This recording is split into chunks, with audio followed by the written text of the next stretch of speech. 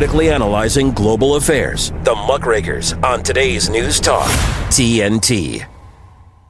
Well, hello and a very warm welcome back to the Muckrakers with me, Andrew Eborn, and a very happy Canada Day to everybody celebrating that today. As always, here on the Muckrakers, we pledge to tackle the most pressing and controversial news issues of our time. Our mission is to provide more light and less heat on the subjects that matter to you in our unquavering quest to uncover the truth. Well, today we're going to unpack the latest in the general election happening here in the UK, with only 3 more days to go of campaigning before what many predict will be Starmageddon. What can we do to avoid it? Well, here to help us discover that, and joined with me, Andrew Eborn, by also Alan Cook and Nadia Klok. Welcome to both of you. Hello. Thank you. Now, let me tell you a bit about each of them. Both of them are candidates in this election, which will make it very interesting. And you can probably tell by their rosettes. Alan Cook is the Reform UK candidate for Bromley and Biggin Hill constituency. And Nadia Klok is the Workers' Party of Britain candidate for Brent West and the London secretary of the party. And George Galloway, who I quote virtually every single show about 2 cheeks of the same backside. That's his party as well. Let me start with you, Nadia, then. What do you see as the most important issue in this general election campaign?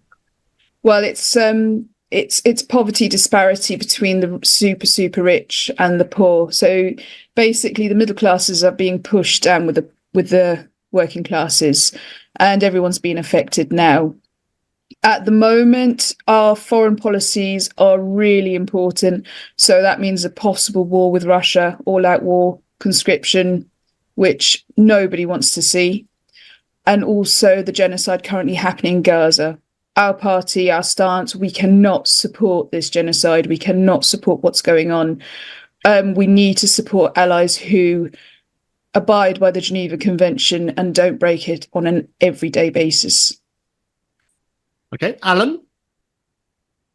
Well, I agree on the cost of living crisis, but we may disagree on the cause of it. I don't think it's caused by disparity, although that is there quite clearly, and we need to change our tax to actually reflect that to a certain degree. But I think 2 things. The main reason we're having this is the mass immigration, which is affecting just about every single public sector. And it's suppressing wages as well, because it's low-skilled immigration, not chosen immigration. We do need immigration. We are a pro-immigration party, but we just need to choose who we come in. If we need doctors, plasterers, gardeners, that's who we'll bring in.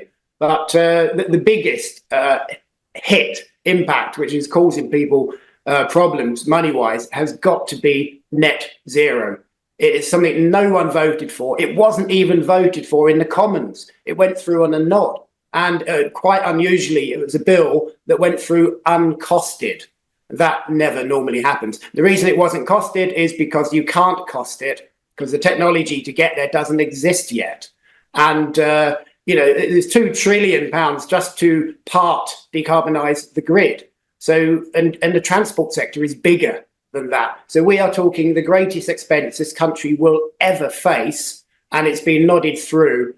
So, we are the only party advocating let's have a proper, serious look at net zero. And I think you're actually going even further than that. I had Ben Habib on the show, and also Dr. David Bull just last week. And I know Nigel Farage and also Richard Tice very well. I think your commitment actually is to abandon it altogether and save billions. Is that right? Oh, it is, yes. But I like to speak in moderate terms.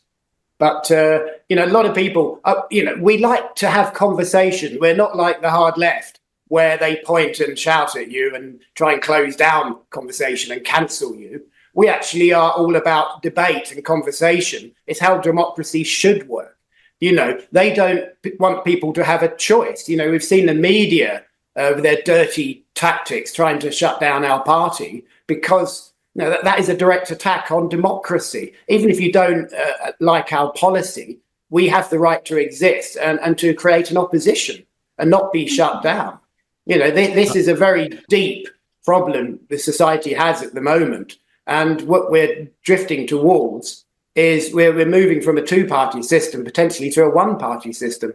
The hard left are doing everything in their power to try and ensure that they will never be voted out in future. by giving sort of foreign nationals a vote, by giving children the vote, that is going to backfire on them tremendously. Because guess what? Kids like to rebel. They don't like to go with the standard option. And now that the left wing has got all this indoctrination in all of the education establishments, the left wing is the norm. So if any kid wants to rebel, they've got to go against the all this indoctrination they've been drip fed for years. So that's why I'm absolutely flabbergasted about the amount of support we are getting from the youth of today. Just about every son and daughter of all my friends are coming to us saying we're supporting reform because we are anti-establishment, and that's what the kids like. They want to rebel a little bit. So we are, you know, and I believe, Nadia, your party is as well. You're very anti-establishment. So I think we're probably going to agree on more things than you think. You know, if you're after I think we are. Sounds like it. I've been nodding away so far. You know, you see, you mentioned about the mass illegal immigration, which we also are against. But we need to stop the wars that create them. And that includes, yeah. So when Gaddafi was removed, he was responsible for stopping all the boats.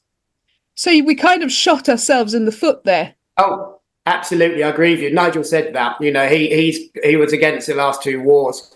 And we've got, you know, a lot of it American foreign policy. If you look back over decades, it hasn't been the best, shall we say. Absolutely not. No. Yeah. No. And I think that's what we're fighting against. It's sorry, my dear. No, go for it. There's a slight delay. Go for it. So I think we're both against that American control of Britain. And I think that's the nail on the head here. We need to regain our sovereignty.